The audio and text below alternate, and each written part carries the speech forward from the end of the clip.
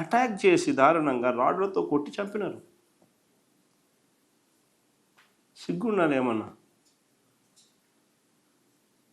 ఆ చంపినోళ్లకు ఎవరైతే చంపినారో కనీసం ఎవరినైతే ఇన్స్ట్రుమెంట్స్ కింద వాడినారో అసలు వాళ్ళకి వీళ్ళకి గొడవ కూడా లేదు. అంటే పైనుంచి ఉపయోగించి వాళ్ళను చంపించే కార్యక్రమం.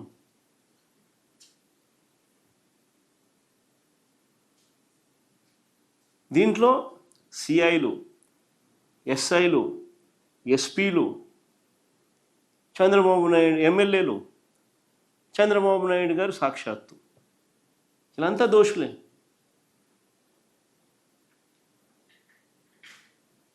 చివరికి ఆ మనిషి చనిపోతే దెబ్బలు తిని హాస్పిటలైజ్ అయితే 6 రోజులు వైద్యం చేయించుకునే క్రమంలో 6వ రోజుకు తను చనిపోయిన ఆ మనిషిని తన ఊర్లో బరీ చేయడానికి కూడా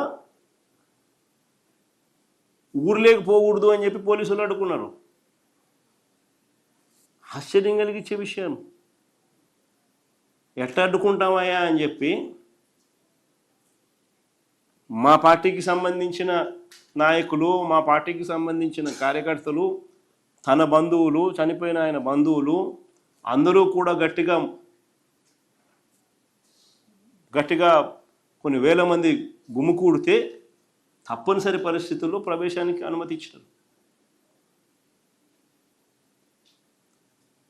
నిజంగా అసలు ప్రజాస్వామ్యంలో మనం ఉన్నామా లేదా అన్నది ఒక ముఖ్యమంత్రిగా ఉన్న వ్యక్తి ఆలోచన చేయాల. ఇది చేసేది తప్పుడు సాంప్రదాయానికి బీజం వేస్తూ ఉన్నాడు. ఇదే సాంప్రదాయం కనుక కొనసాగితే ఈయన వేసిన విత్తనాలు ఎల్లకాలం వీళ్ళ ప్రభుత్వం ఉండదు. రేపు పొద్దున అవి చెట్లు అవుతాయి. ఏదైతే ఇత్తుతారో అదే పండుతుంది. ఏ కుటుంబం అయితే నష్టపోతుందో ఆ కుటుంబానికి బాధ కలుగుతుంది, దెబ్బ తగులుతుంది. రేపు పొద్దున వాళ్ళు చూస్తూ ఊరుకోరు.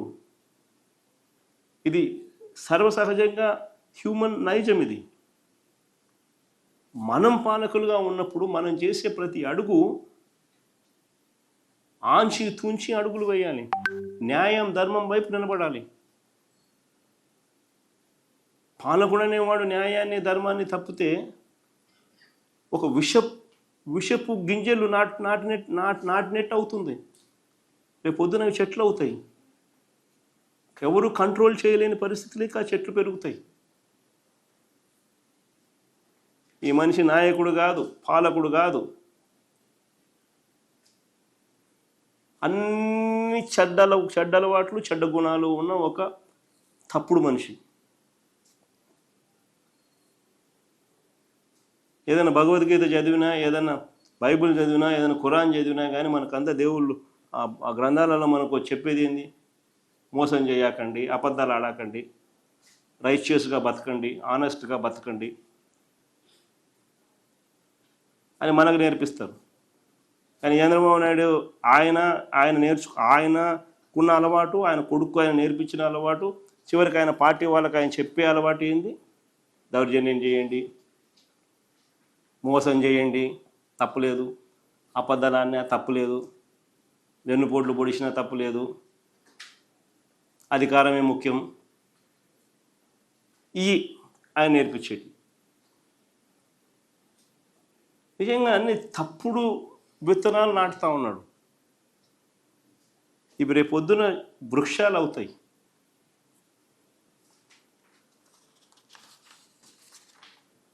గట్టిగా కోర్టుల మీద ఒత్తిడి తీసుకొస్తాం.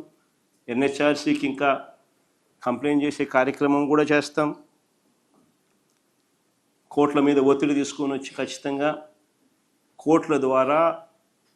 కోర్టుల ప్రొటెక్షన్ ద్వారా ఖచ్చితంగా మళ్ళీ వీళ్ళందరికీ కూడా మంచి రోజులు వచ్చే కార్యక్రమం కూడా జరుగుతుంది. మళ్ళీ పునఃప్రవేశం కూడా జరుగుతుంది. ఎందుకంటే ఎల్లకాలం నువ్వు ఆపలేవు. ఎల్లకాలం చంద్రబాబు నాయుడు రోజులు ఉండవు. కన్ను మూసుకుని కన్ను తెరిచేసరికి 2 ఏళ్ళు అయిపోయింది. మరో 3 ఏళ్ళు కూడా కన్ను మూసుకుని కన్ను తెరిచేసరికి 3 ఏళ్ళు అయిపోతుంది. దాని తర్వాత ఇదే చంద్రబాబు నాయుడుకు తాను వేసిన విత్తనాలు వృక్షాలు అయితే ఎలా ఉంటుందో చంద్రబాబు నాయుడుకు తెలుస్తాయి.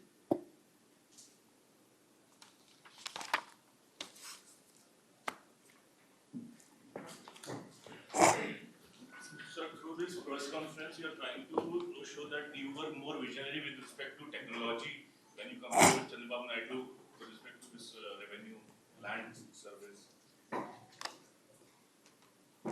Basically,